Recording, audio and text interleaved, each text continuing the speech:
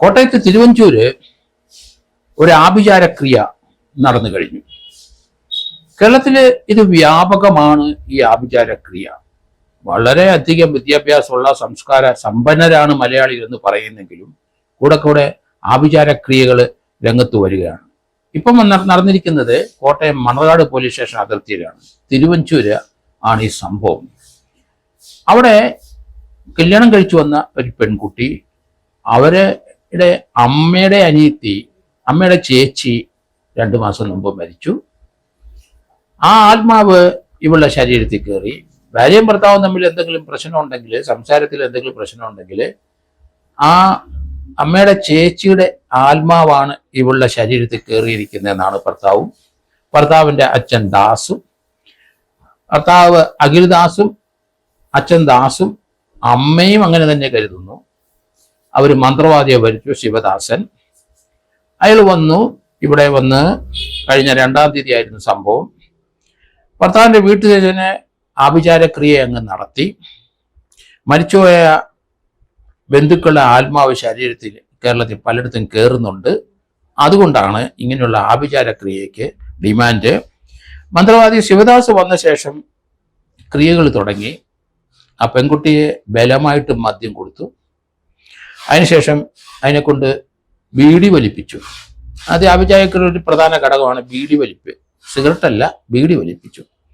പിന്നെ ഭസ്മം വേണമല്ലോ, ഭസ്മം ഇട്ടുകൊടുത്തു. വായിക്കാത്തൊക്കെ ഭസ്മം തിരികെ കയറ്റി ബലപ്രയോഗത്തിലൂടെ ആ ക്രിയ അങ്ങ് തുടങ്ങും. അതിന് മുമ്പ് അയാള് തലേദിവസം അവിടെ വന്നിട്ട്, ഈ മന്ത്രവാദി ശിവദാസ് വന്നിട്ട് അയാൾ വീട്ടിൽ വന്ന് ഒരു പ്രശ്നം വെച്ചു. എന്നിട്ട് ആ മന്ത്രം എന്താണെന്ന് ഒരു പേപ്പറിൽ കുറിച്ച് അവിടെ വെച്ചു. അതിനടുത്ത് കുറച്ച് വെറ്റില നിരത്തി വെച്ചു. നമുക്കറിയാം, പണ്ട് മുതലേ നമ്മൾ കേട്ടിട്ടുണ്ട് കവടി നിരത്തുക. ഏതായാലും മന്ത്രവാദി ആധുനിക മന്ത്രവാദിയാണ്. അതുകൊണ്ട് കവടിയൊന്നും അങ്ങേര് കൊണ്ടുവന്നില്ല. പകരം ബാത്റൂമിൽ ഇരുന്ന ടൈൽസ് പൊട്ടിച്ച് ചെറിയ ചിപ്പാക്കിയിട്ട് അതാണ് കവടിക്ക് വരെ അയാൾ ഉപയോഗിച്ചെന്നാണ് ഈ പെൺകുട്ടി പറയുന്നത്. കാരണം നമ്മളൊക്കെ കവടി എന്നാണ് കേട്ടിരിക്കുന്നത്. അതിന് പകരം ഈ ടൈൽസ് പൊട്ടിച്ച ചിപ്സ്, അത് ചെറിയ ചിപ്സ് ആക്കിയിട്ട് മന്ത്രവാദത്തിന് ഉപയോഗിക്കാമെന്നുള്ള പുതിയൊരു കണ്ടുപിടുത്തം കൂടെ ഈ മന്ത്രവാദി ശിവദാസൻ നടത്തി. ആ കുട്ടി അതെല്ലാം നോക്കി കണ്ടുവച്ചു. അതിനുശേഷമാണ് ക്രിയകൾ തുടങ്ങിയത്.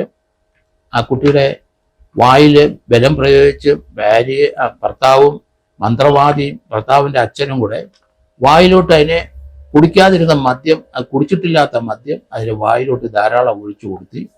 അത് ബലപ്രയോഗം നടന്നു. കാരണം ആത്മാവ് പുറത്തേക്ക് പോകണമല്ലോ. ഈ സാധനം അങ്ങ് ചെന്നെങ്കിലേ ആ ശരീരത്തിൽ കയറിയ ആത്മാവ് പുറത്തേക്ക് തള്ളിപ്പോവുള്ളൂ.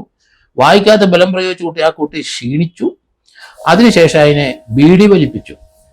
കാരണം ബീഡി ഒരു പ്രധാന ഘടകം തന്നെയാണ്. പുക കയറണം, മൂക്കിലും വായിലൊക്കെ പുക കയറ്റി.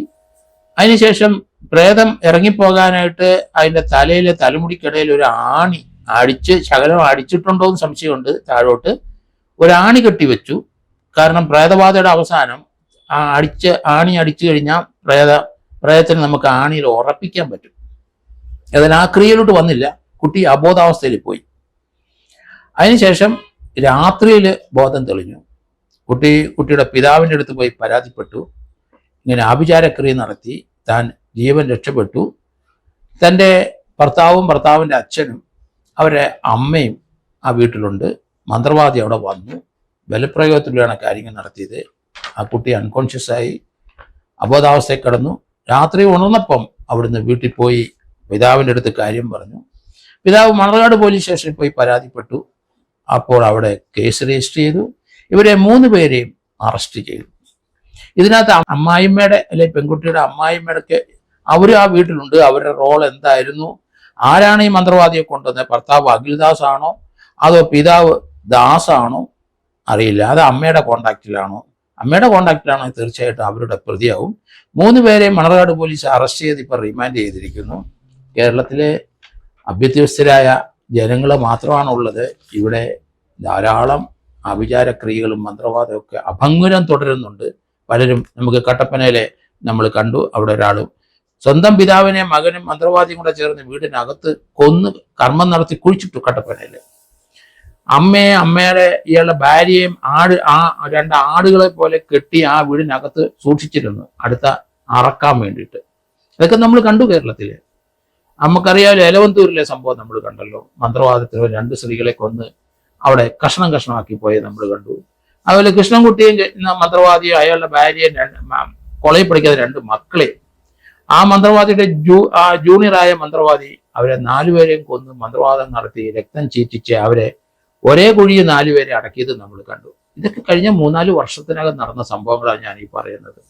അതുകൊണ്ട് സാംസ്കാരികമായ വലിയ ഉന്നതിയിലാണ് മലയാളി നിൽക്കുന്നതെന്ന് വീമ്പിളക്കുന്നത് നമ്മൾ പല രംഗത്തുള്ളവരും പല സാംസ്കാരിക വിദഗ്ധരും പല രാഷ്ട്രീയക്കാരും നമ്മൾ ഉന്നത സ്ഥാനത്തിരിക്കുന്ന പല വ്യക്തികളും ഇതൊക്കെ പറയുന്നുണ്ടെങ്കിലും ഇതുപോലുള്ള സംഭവങ്ങളെ വിമർശിക്കാൻ തയ്യാറാകുന്നില്ല അവരാരും എന്നാണ് ഞാൻ കരുതുന്നത്.